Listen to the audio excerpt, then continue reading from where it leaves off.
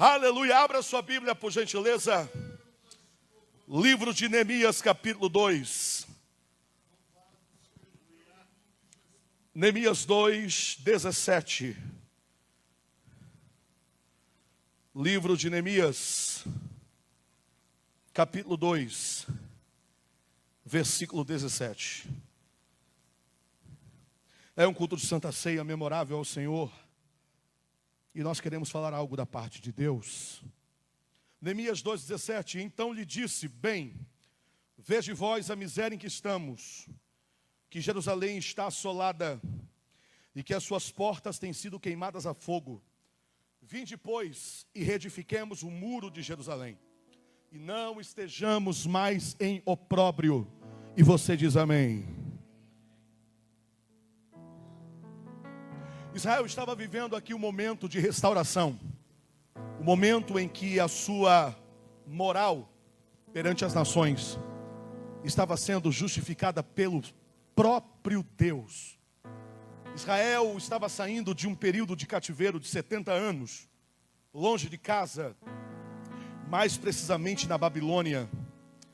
Por duas vezes agora Deus os restaura. A primeira vez eles voltaram liderados por Zorobabel e Josué. A segunda vez Esdras traz mais alguns. E agora começa a restaurar o povo concernente à lei e à palavra de Deus.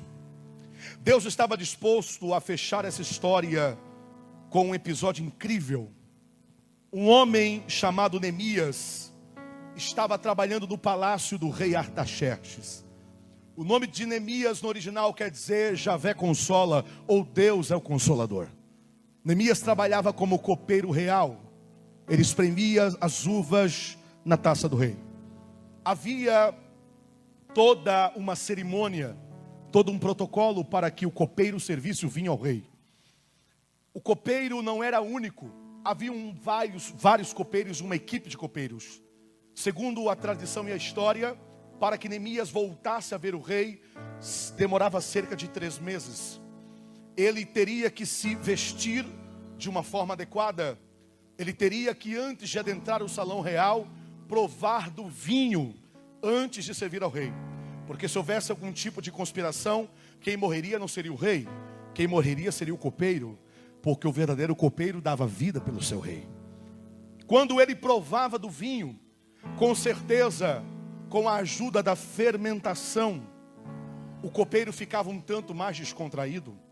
As portas se abriam. O rei estava com os olhos fixos no copeiro. O copeiro contava uma história, cantava uma canção. Era como se fosse uma espécie de bobo da corte. Só que o papel do copeiro era convencer o rei de que o vinho era apto para consumo. E toda vez era a mesma coisa. Neemias já era conhecido pelo rei e pela rainha. E era isso que estava acontecendo. Só que chega um dia que Neemias recebe uma visita. Um dos seus parentes, chamado de Anani, vem de Jerusalém para conversar com Neemias. E quando ele chega no palácio, Neemias não estava no seu dia de trabalho, estava em folga. O seu parente começa a olhar para ele e a elogiá-lo. E a dizer: parabéns pela sua vestimenta, parabéns pelo seu cargo, parabéns pela sua posição, parabéns pelo privilégio que você tem de ser um funcionário real. E agora Anani começa a questioná-lo: será que é justo, enquanto você está aqui, trabalhando para o rei, comendo do bom e do melhor, bebendo do leite real, servindo o vinho para o rei, a sua família está lá, em Israel, e vive uma situação deplorável? Alguém pode pensar: Pastor Giovanni, o senhor acabou de falar que o pior já havia passado. 70 anos de cativeiro. Israel estava voltando para casa. O pior momento de uma nação não é no momento da tempestade, da guerra, da tormenta em si. O pior momento de uma nação é depois que o vento passa, depois que as águas abaixam, depois que a terra para de tremer. Eu me lembro muito bem, no ano de 2010, quando uma amiga minha, missionária Carla Bianca de Lacerda, que trabalha no Haiti como missionária, tem uma escola, E ela me conta que ela, juntamente com seu esposo, irmão Valdevino Lacerda, eles chegaram no Haiti depois daquele terremoto, que durou alguns minutos, mas foi tempo suficiente para estragar os próximos 15 anos daquela nação. Segundo a ONU, o Haiti vai se recuperar apenas em 2025. Existem corpos debaixo dos escombros que nunca foram encontrados. Então, de fato, o pior momento de uma nação não é no meio da tempestade, no meio do terremoto, no meio do tsunami, no meio da pandemia. É depois que tudo passa. É momento de calcular os prejuízos. É momento de se reorganizar no meio das cinzas e começar de novo. E acreditar de novo. E continuar a viver de novo e de novo e de novo. Israel estava vivendo um dos seus piores períodos, porque a história e a Bíblia nos afirma isso categoricamente. Quando eles adentraram a cidade, não havia portões, não havia muro, e uma casa sem muro não tem respeito, não tem uma demarcação e uma limitação de área. Qualquer um entra, qualquer um sai, porque muro fala de respeito. Se alguém quiser entrar na sua casa, tem que bater palma no portão, ou tem que tocar a campainha, porque se invadir a sua casa é crime, invasão de privacidade. Só que Israel estava sem respeito, sem respaldo, sem um muro, sem um portão, sem um cadeado, sem uma chave, não tinha mais nada. E alguém pensou, vamos entrar, quem sabe a casa dos nossos avós e bisavós estarão lá. O que haviam não eram casas, o que haviam era destroços e monturos de tudo que havia restado, que Nabucodonosor, juntamente com Babilônia, destruíram. E alguém pensou, se não tem casa, vamos ao templo, vamos à igreja. Não havia templo, estava tudo abaixo. E alguém pensou, vamos buscar nas plantações, quem sabe tem alguma coisa lá que preste, que nós possamos vender, exportar e conseguir capital para conseguir iniciar. A Bíblia diz em Joel capítulo 2 versículo 25: e restituir-vos-ei os anos que foram consumidos pela locusta, pela oruga, pelo pulgão, e contra todo o meu grande exército que enviei contra vós. Locusta, oruga e pulgão fala da fase as fases do gafanhoto. Quando o gafanhoto saía, eclodia do ovo. Quando o gafanhoto se tornava numa lagarta que sugava toda a seiva e toda a vida da planta. Quando o gafanhoto se tornava na fase adulta e decepava tudo que era matéria verde que encontrava na frente. Israel estava vivendo um colapso. Israel precisava de um incentivo, de alguém que chegasse e dissesse: eu vou lutar por você, eu vou começar a construção, eu vou começar a fazer algo diferente.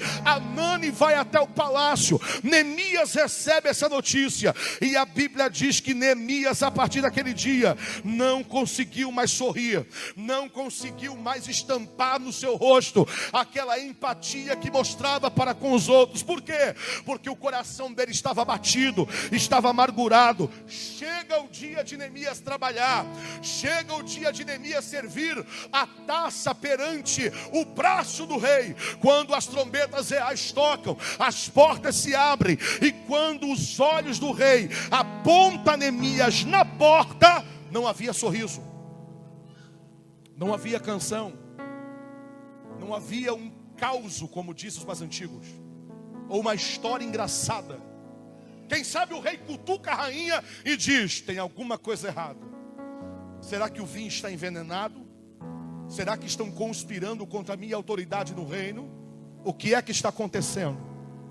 O funcionário não tinha autorização para trocar assuntos triviais com o rei, a não ser que fosse solicitado ou fosse questionado. O rei olha para a rainha e quem sabe diz: eu não aguento, eu vou perguntar. Ele não é assim, ele não é triste, ele não é calado, ele sempre está sorrindo, sempre está brincando, sempre está cantando. Eu vou perguntar. E o rei olha para Neemias e pergunta: o que houve, Neemias? O que está acontecendo contigo? Está alguma coisa errada com o vinho? Está sentindo algum sintoma fora do normal? E Neemias diz: não é justo. Enquanto eu estou aqui no palácio, comendo do bom e do melhor, vestindo do bom e do melhor, dormindo num bom quarto, numa ótima cama, a minha família, os meus amigos, a minha parentela está em Israel. Não tem muralha, não tem casa, não tem templo, não tem plantações, nem sequer tem tumba para serem enterrados. Neemias desabafa, Neemias coloca para fora, em um lamento. Em Neemias capítulo 1, do versículo 4 ao 11, você vai ver que Neemias se lamenta, chora, se prepara, se reveste. E o diálogo com o rei foi do capítulo 2, do versículo 1 até o 8. Ele expressa toda a sua ansiedade. Ele coloca para fora tudo que estava sentindo. E agora o rei olha para ele e pergunta: do que é que você precisa? E Neemias o solicita e diz: eu preciso descer do palácio. Quem é espiritual já está entendendo. Eu preciso me despir da vestimenta real. Eu preciso me esvaziar de tudo isso aqui. Eu preciso tirar essa túnica real. Eu preciso sair do meu quarto. Eu vou me esvaziar. E eu vou descer para ajudar.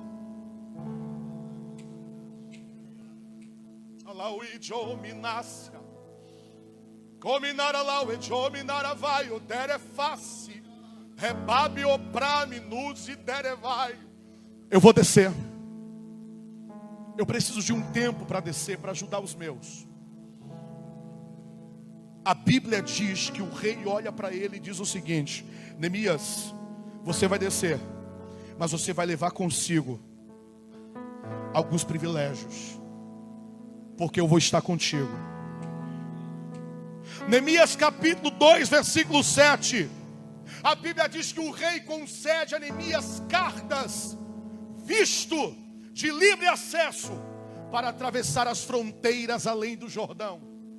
Ou seja, havia um sistema de imigração naquela nação. Como aquela nação havia se levantado como império de mundo antigo, muitas pessoas estavam querendo vir para aquele lugar para tentar a vida, para melhorar, e acabavam sendo barradas. E só passava e só atravessava quem tinha uma carta.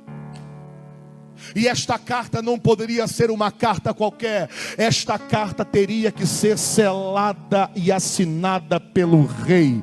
A Bíblia diz que o rei dá uma carta de livre acesso para Neemias e diz a ele: quando você chegar na fronteira, as portas vão se abrir, porque tem assinatura real na carta, tem o selo do rei na carta. Ei, Deus está te falando aqui essa tarde, nesse culto de Santa Ceia, onde você colocar a planta dos seus pés, esta terra vai ser abençoada. Nada vai pedir a bênção de Deus na tua casa, nada vai pedir a bênção de Deus sobre a tua vida. Livre acesso. Onde você for, você terá livre acesso. Diga amém. Hebreus 10, 19. Tendo, pois, irmãos, ousadia para entrar no Santo dos Santos, pelo sangue de Jesus, pelo sangue de Jesus, pelo sangue. Neemias agora tinha uma carta de livre acesso. Diga amém. A Bíblia diz que o rei olha para Neemias e diz o seguinte: não apenas levarás uma carta de livre acesso, você também irá levar uma carta, um ofício, direcionado a um homem chamado Asaf. Asaf era o guarda das matas do rei. O rei então entrega para Neemias um ofício, uma solicitação para conseguir madeira. Madeira fala de recurso, recurso fala de providência. Foi lido aqui nessa noite a respeito do pão da vida. Foi profético. Vossos pais comeram do maná no deserto, e hoje eu vos digo: eu sou o pão da vida. Quem comer de mim jamais terá fome. Esse pão mata a fome das nações. Esse pão mata a fome das almas perdidas. Esse pão mata a fome dos depressivos. Esse pão mata a fome dos ansiosos. Ei, você que tem se servido vivido com ansiedade tem feito mal no teu estômago. Você que está passando por crise de ansiedade, hoje tem remédio para a tua vida, hoje tem remédio para a tua casa, hoje tem o pão da vida. Quem acredita nisso, eu estou sentindo Deus. Aleluia, glória a Deus.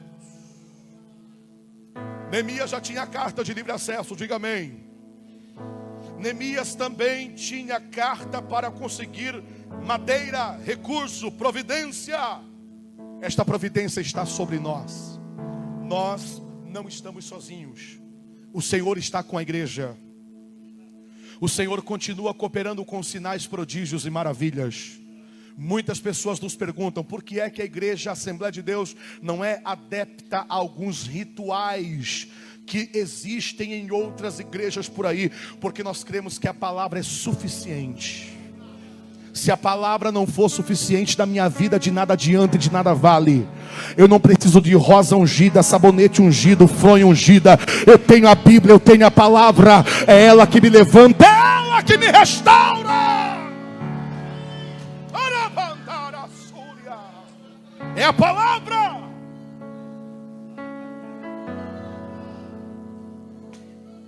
Aleluia.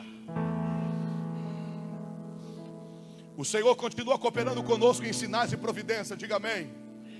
E esses sinais, Marcos 16, 17, seguirão aos que crerem. Em meu nome expulsarão demônios, falarão novas línguas, pegarão na serpente, e se beber alguma coisa mortífera, não lhes fará dano algum. Imporão as mãos sobre os enfermos e os curarão. Aqui está a nossa providência, aqui está o nosso recurso, aqui está o nosso milagre, aqui está a intervenção divina. Quem acredita nisso? Só que o que mais me deixa seguro nessa palavra é quando eu leio o versículo de número, está aqui, o versículo de número 8 mesmo, a segunda parte, que diz assim, Neemias capítulo 2, versículo 8. Esse versículo fala da carta do ofício que eu acabei de falar, para Asaf, guarda do jardim do rei, para que me dê madeira para cobrir as portas do paço da casa, para o muro da cidade. Olha o que diz a última parte do texto: e para a casa que eu houver de entrar. Olha o que diz a última parte ali depois do ponto. E o rei, mas Deus, segundo a boa mão de Deus, sobre mim. Olha o 9, olha o 9. Então vinham governadores da além do rio, e deles as cartas do rei. Olha a segunda parte do 9, é aqui que eu queria ler. E o rei tinha enviado comigo chefes do exército e cavaleiros. Sabe o que é que eu aprendo aqui? Neemias estava numa missão, diga amém. Neemias tinha livre acesso, diga eu creio. Neemias tinha recurso, diga eu recebo. Só que ele não estava sozinho.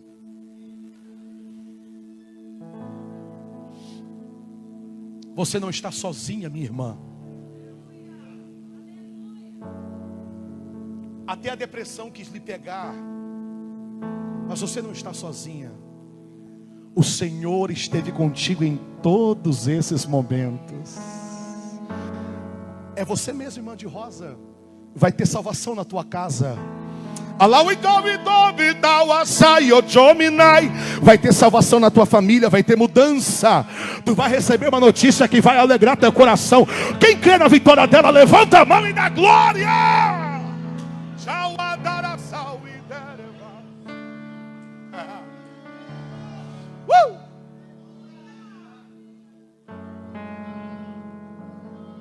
Este irmão que está com uma camisa da Nike, o senhor, quem é essa do seu lado?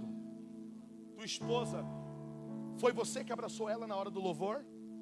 Enquanto você abraçava ela, sabe o que é que Deus me disse? Deus lhe usou nesse abraço. Sabe por quê? Olha para mim, filha, olha para mim, espera aí. Porque Jesus está curando você hoje. Você crê nisso? Jesus está tocando no teu sono à noite. Ele está tocando na tua circulação sanguínea. Ele está aquietando e acalmando a tua alma. Você questionou com Deus por esses dias e disse: Deus, por que?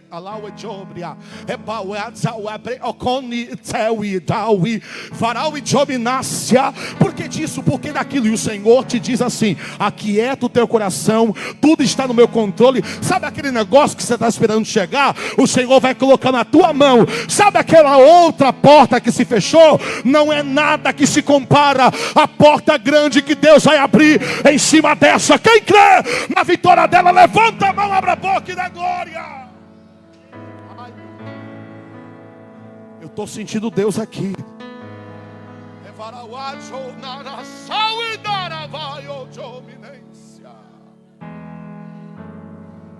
Aleluia. Aleluia. Eu estou com vontade de aleluia. Aleluia. Neemias não estava sozinho. Estava com ele chefes do exército e cavaleiros. Eu não sei como é que pode, onde é que tinha a cabeça de Gesem, Tobias e Sambalate tentar impedir a obra que Deus colocou na mão de Neemias. A Bíblia diz que aos 52 dias de Elu, as muralhas estavam prontas, estavam completas. Deus devolve o respeito para Israel. Deus devolve o reconhecimento para Israel. Dia de Santa Ceia é dia de reconhecimento, diga amém. Dia de Santa Ceia é dia de respeito, diga aleluia. É tempo de relembrar a morte de Cristo. Jesus não morreu em vão por mim e por você. Giovanni, mas eu sou todo errado. Foi por você mesmo. Giovanni, mas eu sou cheio de rolo. Até teus rolos. É isso aí. Jesus ama você mesmo com teus rolos. Só que se você entregar a tua vida para Ele 100%, eu não te garanto que você vai continuar com esses rolos aí não. Porque Ele desenrola, viu?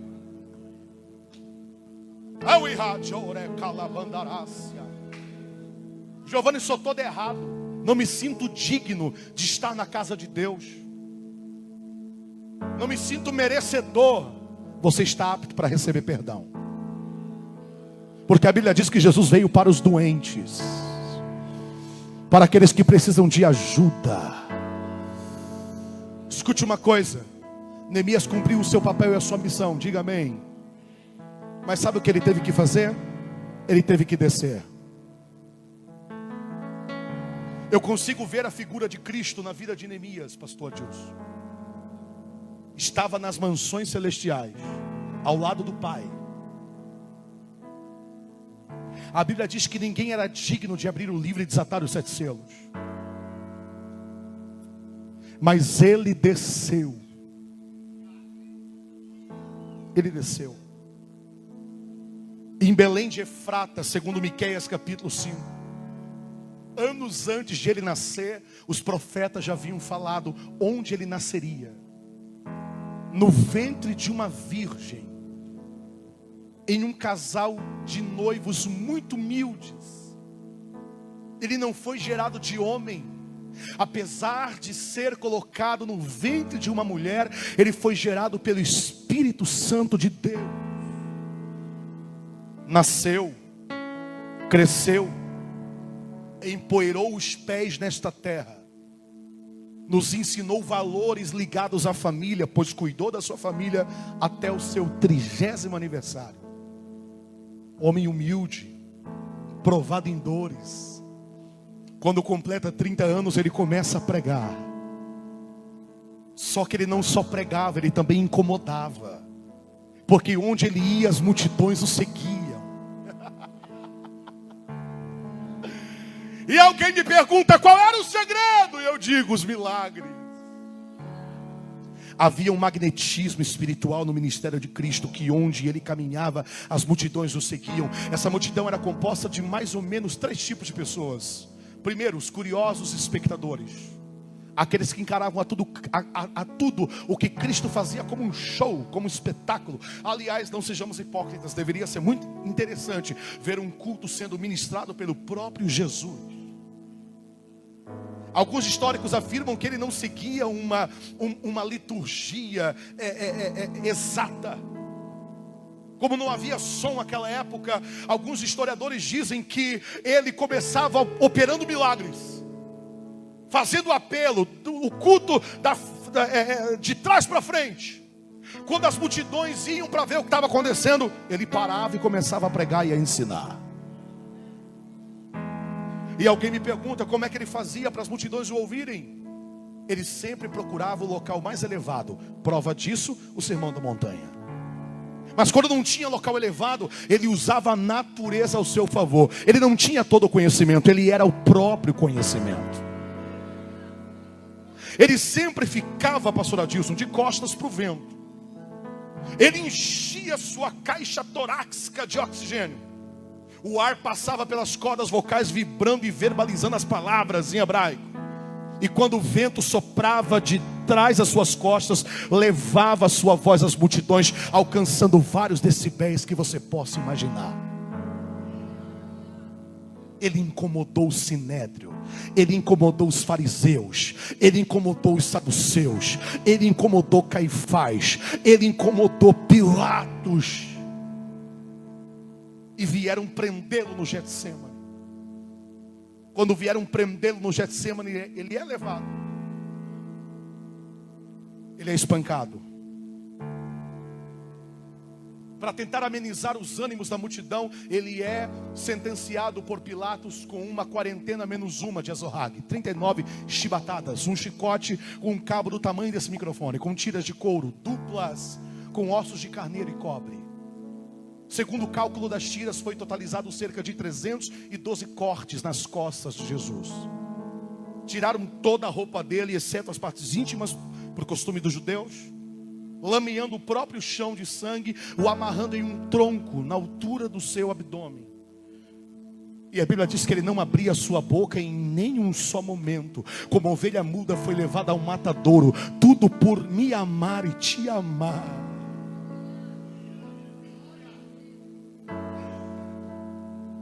Coloca uma coroa de espinhos na cabeça dele. Pilatos resolve dar mais uma chance, escolhendo o pior criminoso da época, Barrabás. Dá mais uma chance à multidão. E aí, quem vocês querem? A multidão gritava: queremos Barrabás. Os mesmos que estavam com palmeiras nas mãos quando ele entra em Jerusalém, montado no jumentinho, dizendo: ele é o rei. Era necessário que ele fosse entregue à mão dos homens da terra, para que a profecia se cumprisse. Coloca o patímbulo da cruz, pesando mais de 50 quilos nas suas costas, anêmico, sem força, desidratado, sem glicemia no sangue, sem força. Ele tem que caminhar com o patíbulo da cruz, mais de 2,5 km, da Fortaleza de Antônio até o Calvário. E quando ele chega nos pés do Calvário, o Senhor envia Simão Cirineu para auxiliá-lo. Ele sobe o Calvário. Os soldados o pregam na cruz. Pregam suas mãos e seus pés. A cruz levemente inclinada para frente. Ele sofre uma sessão de tortura das 9 da manhã às 3 da tarde. O sangue é derramado.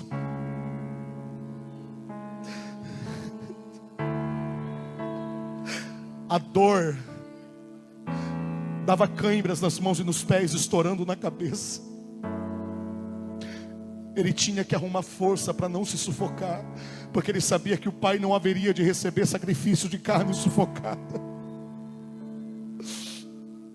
Eu sinto a presença de Deus aqui. Quando eu falo da cruz, eu me emociono. Quando eu falo do corpo, eu me emociono. Quando eu falo do sangue, eu choro. Foi por mim, foi por você, pecador, todo errado, mulherengo, mentiroso, ansiosa, chorona, reclamona, foi por você.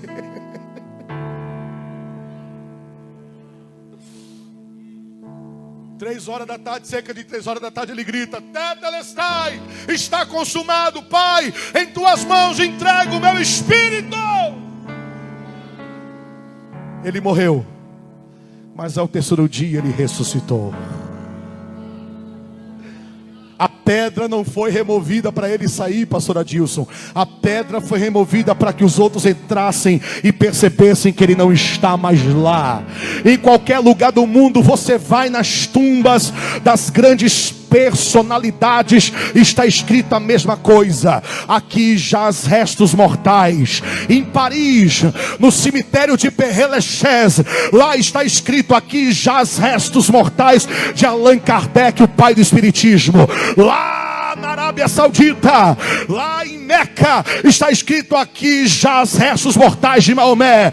Lá na China, aleluia, em Nanquim, no túmulo de Buda, está escrito: aqui jaz restos mortais de Buda. Só que lá em Jerusalém está escrito: He is not here for his reason.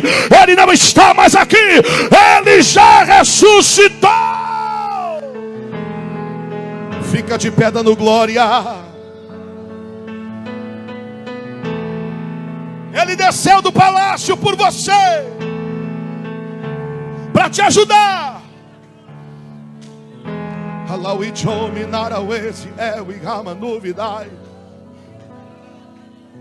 Tem alguém que não é evangélico ou está afastado hoje aqui entre nós e quer aceitar Jesus? Só levanta a mão assim, eu quero te ver. Ouviu essa palavra? Tem alguém não evangélico, católico, espírita, candomblessista, budista, seja lá o que você for, ateísta, ouviu a palavra, Jesus te tocou, você quer aceitar Jesus hoje? Cadê você? Está afastado da igreja, está parado na fé, desviado ao diabo, né, irmão? Quer voltar para Jesus? Cadê você? Não tem ninguém? Todos salvos, lavados, remidos no sangue do Cordeiro? Quem hoje reconhece que precisa valorizar mais ainda a mensagem da cruz? Eu sou o primeiro, quem é o segundo? Fica de mão levantada e erguida. Aleluia. O corpo e o sangue hoje é remédio para a tua alma. O corpo e o sangue hoje é remédio para o teu corpo físico. Doenças crônicas, genética, patológica, espiritual, degenerativa, vai desaparecer nessa santa ceia em nome de Jesus. Levanta a mão para cima que eu vou orar. Depois o grupo de louvor vai entrar cantando. Senhor meu Deus e meu Pai, em nome de Jesus Cristo, eu creio na tua palavra, eu creio na mensagem da cruz. Meu Deus, vai tocando agora em cada um que está aqui, Senhor, que veio aqui esta tarde para relembrar e para testificar, Senhor, e para bradar em alto e bom som no mundo espiritual: Maranata, ora vem, Senhor Jesus, porque eu estou ligado no teu corpo e eu creio no teu sangue. O sangue de Jesus tem poder para quebrar cadeias, para curar enfermidade, para entrar com a providência no que é necessário. Meu Deus, vai tocando agora em cada mão que está levantada. Onde tiver uma mão levantada e um coração sincero, em nome de Jesus. Poderoso, adore, digno de louvor, digno de louvor.